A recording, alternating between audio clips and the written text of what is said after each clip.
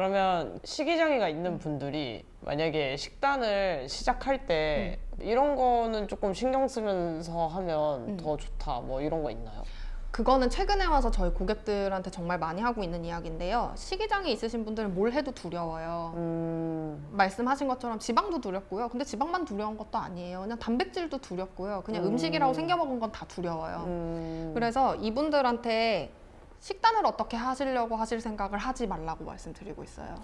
저도 그 부분이 지금 와서는 누가 알려줬으면 참 좋았을 텐데 라고 생각을 하지만 사실 우리가 건강해지고 날씬해지고 행복해지는 삶을 살려면 그냥 사실 자연스럽게 주어진 대로 살면 되거든요. 근데 우리가 그렇게 살지 못하고 거식증에 걸리거나 폭식증에 걸리거나 알코올 중독에 걸리거나 하는 이유는 자연스럽게 살지 않기 때문이에요. 그래서 사실 식단을 어떻게 먼저 바꾸는 게 순서가 아니라 자연스러운 삶의 리듬을 되찾는 게 먼저라고 생각을 하거든요. 그 리듬을 먼저 되찾으면 나머지들은 그냥 좀 자연스럽게 따라오게 되는 그런 것들이어서 게다가 지금 이렇게 두려워하고 있는 걸 갑자기 바꿀 수는 없기 때문에 저는 뭐라고 말씀드리냐면 식단은 조금 천천히 바꾸시더라도 라이프 스타일을 먼저 바꾸셔라. 특히 아침에 일어나고 잠이 들 때까지 하루의 일주기성 리듬 그걸 먼저 잘 지켜보셔라. 그리고 그거를 잘 지키기 시작하면요 사람이 기분이 좋아지기 시작하거든요. 그러면 해볼까라는 생각이 그제서야 생기는 거예요. 그러면 이거를 할 수 있는 원동력은 거기서 주어진다는 거죠. 그래서 너무 식단 때문에 고민스러워하고 고통스러워 하시기보다는 시작도 못하고 시작하지도 못하고 안 하지도 못하는 그런 상황에서 고민하시는 것보다는 내가 지금 할 수 있는 거 그래도 거식증이 있어서 음식은 어떻게 못해도 잠깐 밖에 나가서 5분 걷는 건 할 수 있잖아요. 그렇죠. 그런 식으로 지금 당장 자연스럽게 살 수 있는 것들 다른 것들을 먼저 해보시라는 말씀을 드리고 싶어요. 그 중에서 제일 중요한 게 뭐라고 생각하세요? 제일 중요한 거요? 네. 다 중요해서 그래도 이거 시작하면 다른 거는 따라올 수 있다. 수면을 일정하게 가져가는 거예요.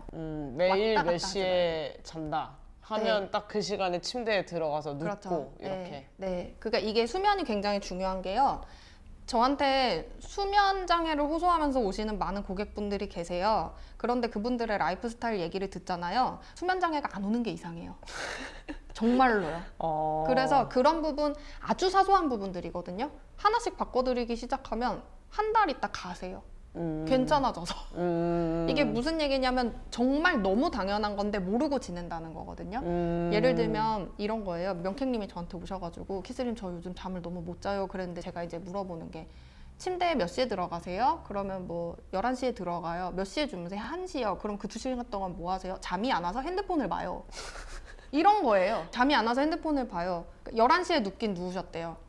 30분 동안 잠이 안 온 거예요. 잠이 안 오니까 일어나서 그 상태로 침대에 누워서 핸드폰을 보는 거예요. 근데 이게 잘못된 거는 과학적으로 일단 청색광이 잘못됐고 그 다음에 침대라는 곳은 우리 뇌는 이렇게 인식하거든요. 침대에 들어갔는데 핸드폰을 보면 뇌 입장에서는 침대는 자는 곳이 아니라 핸드폰을 보는 곳이 되는 거예요.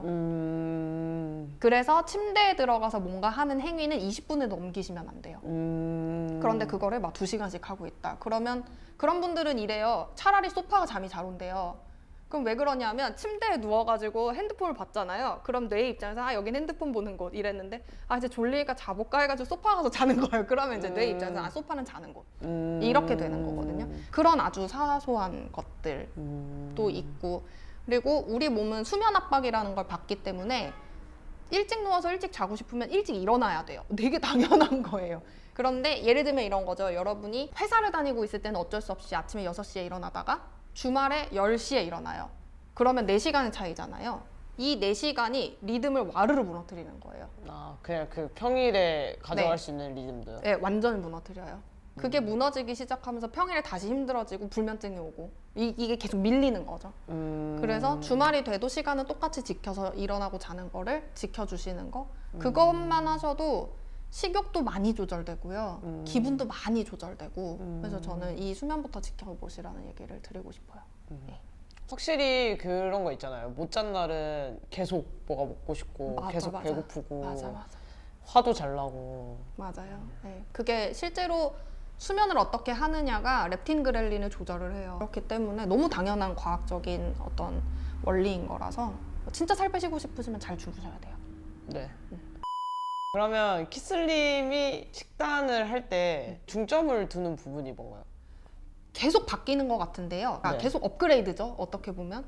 예를 들면 맨 처음 시작했을 때는 그냥 탄수량을 많이 줄이는 게 중점이었다면 시간이 좀 지나면서는 가공식품을 더 많이 줄이는 거에 중점을 둬서 클린 키토를 했고 그 다음으로는 과식하지 않는 거에 중점을 뒀고 이런 식으로 가다가 지금까지의 제 업그레이드 상황은 뭐냐면 식사도 일주기성 리듬을 지켜서 먹는다. 그래서 최근에 가장 중요하게 생각하는 거는 우리 선사시대 조상들이 했던 것처럼 낮 동안에 많이 먹고 저녁은 적게 먹고 일찍 끝내는 거 그거를 굉장히 열심히 지키고 있는데요.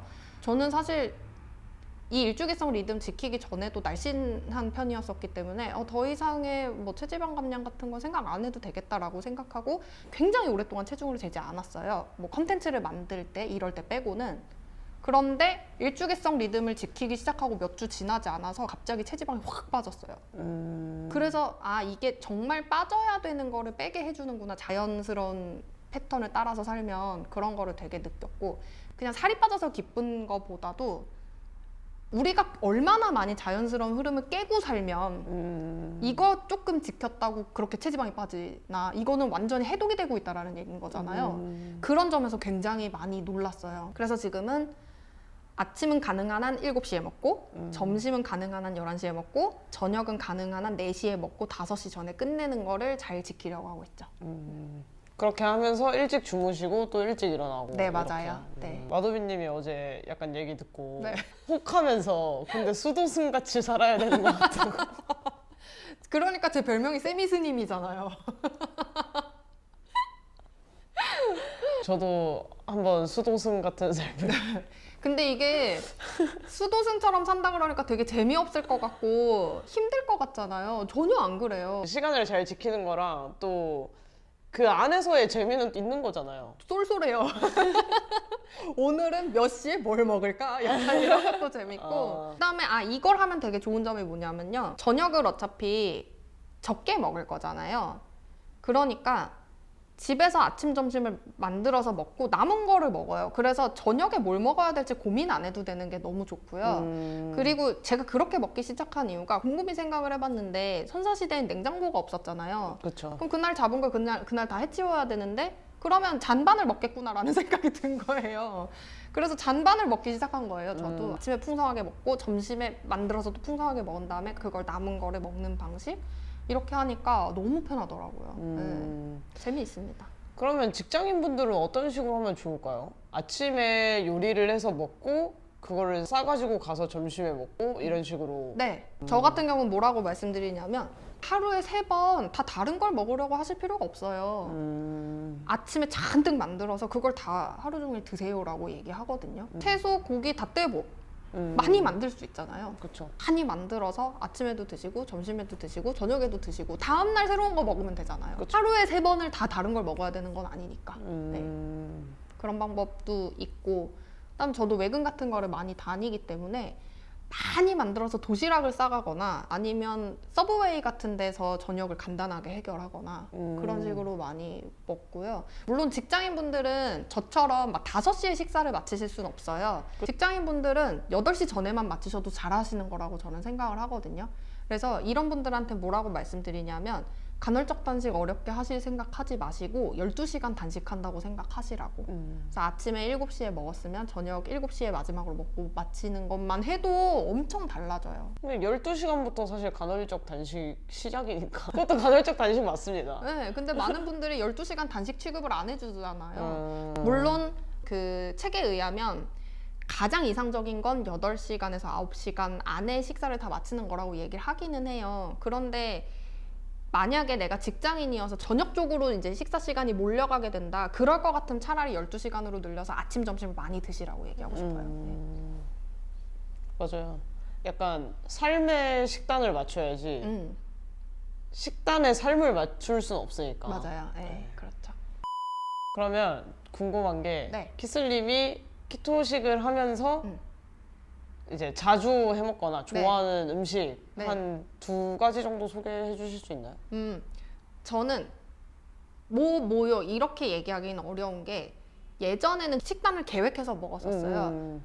이번 주에는 이렇게 장을 봐서 이런 요리를 해 먹자. 그래서 뭐 제육볶음, 김치찌개, 무슨 크림 뭐 어쩌고 막 해가지고 다 짜놓고 먹었었거든요. 지금은 어떻게 하냐면 냉장고를 열어서 있는 식재료를 써요. 네, 진짜로 그런 식으로 하거든요. 냉장고를 열었는데 고기가 하나도 없는 날도 있어요. 그럼 냉동실을 열어보면 그래도 새우 같은 것도 있거든요. 오케이, 오늘 새우. 그렇게 해가지고 새우랑 채소 있는 거 다 꺼내가지고 다 때려서 볶거나 아니면 끓이거나 이런 식으로 해가지고 그거를 먹고, 아니면 또 냉장고 열었는데 또 고기가 없어. 냉동실을 열면 항상 얼려있는 생선 같은 거 꼭 있거든요. 안 먹은 거. 그거 꺼내가지고 해동시켜가지고 또 구워서 대충 된장찌개 같은 거 끓여서 먹고, 약간 이런 식이에요. 요즘은 그런 식으로 먹기 때문에 저는 이런 걸 많이 먹어요 라고 얘기하기 좀 어려운 부분이 생겼어요. 그러면은 일단은 식단은 당분 안 먹고 탄수화물 줄이고 네. 하는 저탄고지 식단 베이스로 네, 그날 냉장고에 있는 재료를 가지고 요리를 한다. 네, 맞아요. 이렇게 네. 보면 되나요? 가공식품 안 먹고.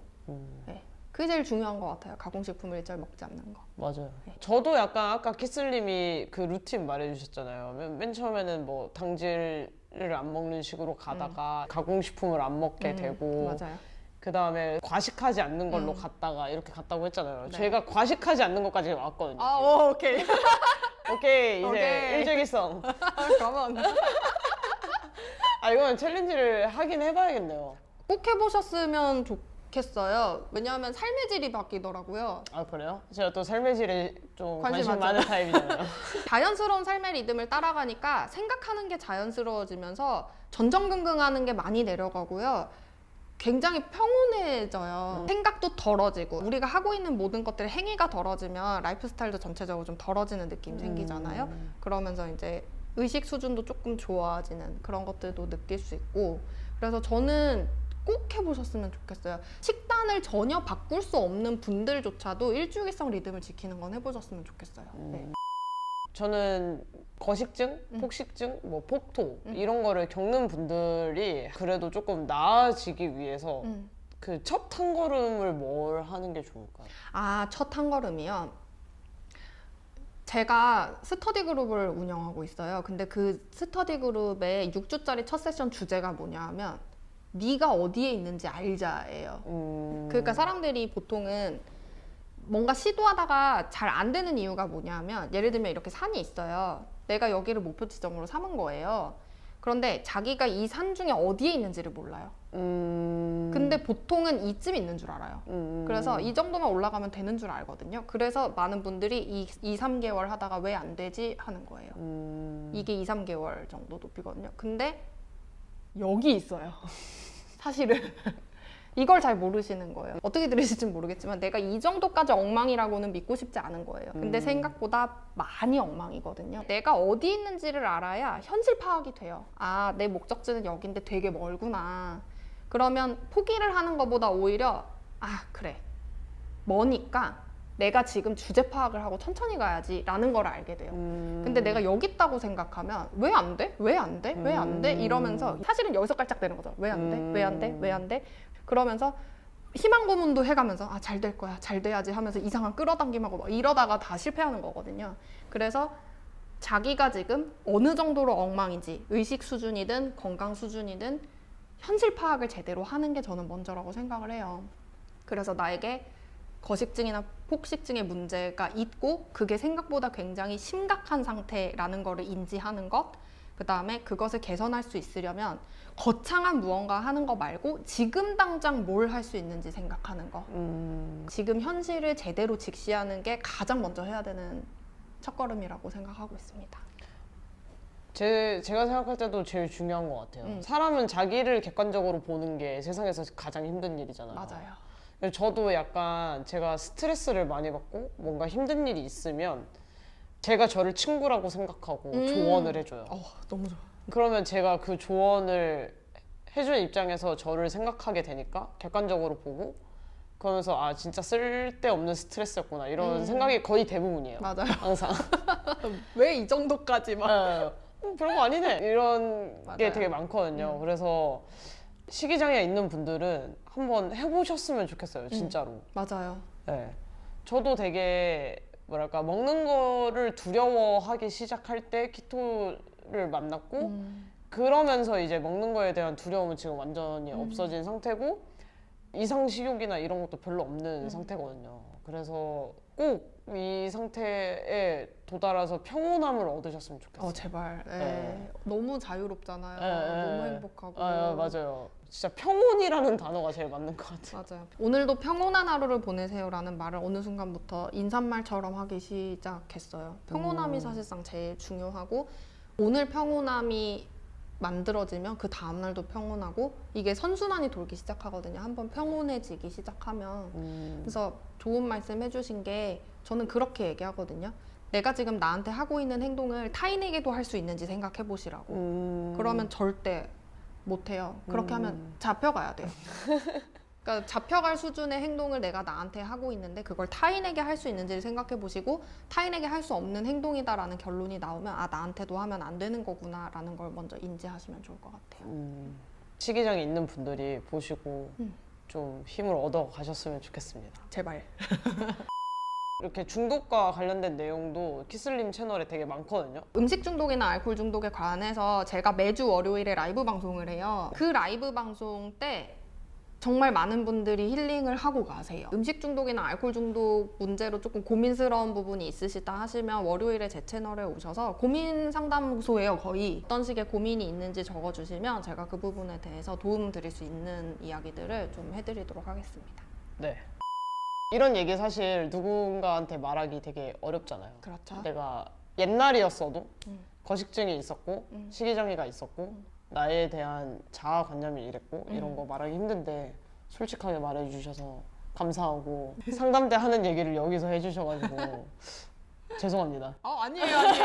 제가 뭔가 알려드리고 싶은 것들이 있기 때문에 제 얘기를 하는 거거든요. 네. 그러니까 저는 뭐를 되게 중요하게 생각하냐면 내가 경험하지 않은 거를 이야기할 수는 없다고 생각을 해요. 저도요. 그런데 이런 경험은 다들 부끄럽고 수치스럽게 생각하기 때문에 마음속에만 간직하고 있잖아요. 맞아요. 그러다 보니까 서로 하고 싶은 이야기가 있어도 주고받지 못하는 어떤 장벽 같은 게 존재하는데 제가 먼저 이거를 오픈하기 시작하니까 제 채널에 오시는 많은 분들도 댓글로 본인들의 이야기를 하시기 시작했어요. 그래서 이런 이야기들을 하는 사람이 많아져야 된다고 저는 생각을 하거든요. 그래서 오늘 여기 나와서 이런 얘기를 할 수 있는 기회가 한 번 더 생긴 거에 대해서 저는 제가 더 감사하게 생각하고 있습니다. 네.